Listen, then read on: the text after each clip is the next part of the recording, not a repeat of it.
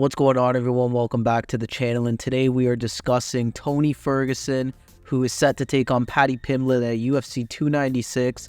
And despite what a lot of people think of Tony, I actually think he has a real good chance at winning this one. So as many of you know, Tony Ferguson, of course, went on that legendary run in the 2010s where he picked up notable wins over guys like Anthony Pettis, Edson Barbosa, Kevin Lee, Donald Cerrone, and it was all in all just a legendary run that never really ended up getting him anywhere. He wanted to fight Khabib, that fight was cancelled a million times, and he never really got that opportunity. And a lot of people thought that at that time, if anybody was going to beat Khabib, it was Tony. But that title shot that he desired, I think, came a little bit too late. He picked up a loss against Justin Gaethje in May of 2020, and that was a brutal loss that he took. He took a lot of damage on that fight.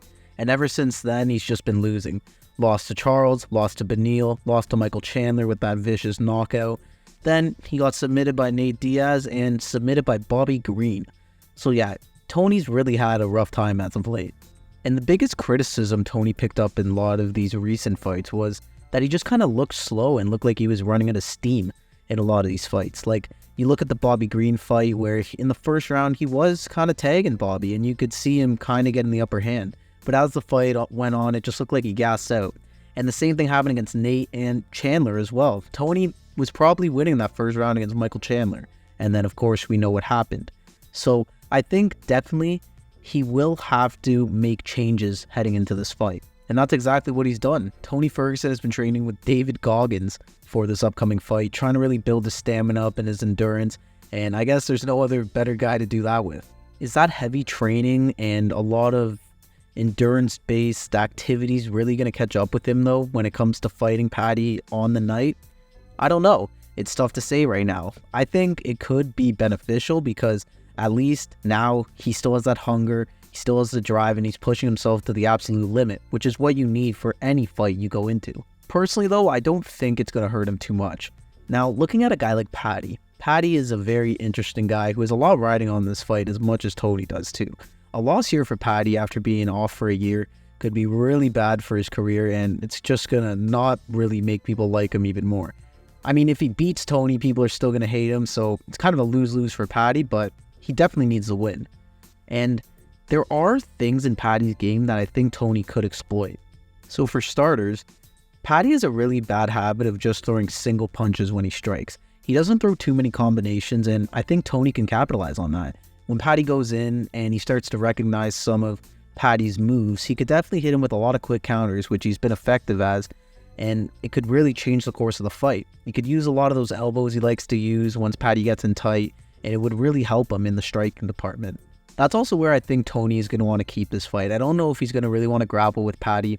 I think Paddy's best part of his game is probably his grappling and his jiu-jitsu, and I don't know how good Tony is in that department anymore. We know, of course, he's had success in the past, but I think his path to victory is really on the feet in this one. And I don't think Paddy is any cardio master at all either. So as long as Tony can keep a good pace and he doesn't allow Paddy to really control the tempo of the fight, I think he'll be fine there as well. All in all, I just think this is a super winnable fight for Tony. Now, win or lose here, I think this should still be Tony's last fight. Now I know, I think a win here would definitely give him the confidence to keep going, but it's just, I still don't think it's the best decision. Like, as good as I think Tony can be still, I don't think he has enough to hang with the top anymore in lightweight, and I do consider Paddy to be a relatively weaker opponent to be going up against, and also, if you're losing to a guy like Bobby Green, no offense, it does kind of write off your title hopes. We just saw what happened to Bobby Green this weekend when Turner came in on a couple weeks' notice. So I don't know if he really has it to hang at the top. And is there really a point of just fighting for the sake of fighting now? Like, I think Tony has money. I don't think he's going to be worrying about that too much.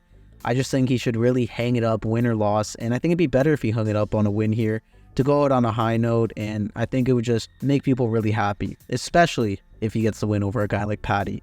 But yeah, there you have it. This is what I think of Tony Ferguson and his chances against Paddy Pimblett at UFC 296. I really like them, and I just really want to see Tony win, to be honest. But yeah, let me know what you guys think. Who do you think's winning this fight? I think it's a tough one to predict, so I'm interested to hear what you guys have to say in the comments down below. I want to thank you guys for watching another one of my videos, and stay tuned for some more UFC 296 content.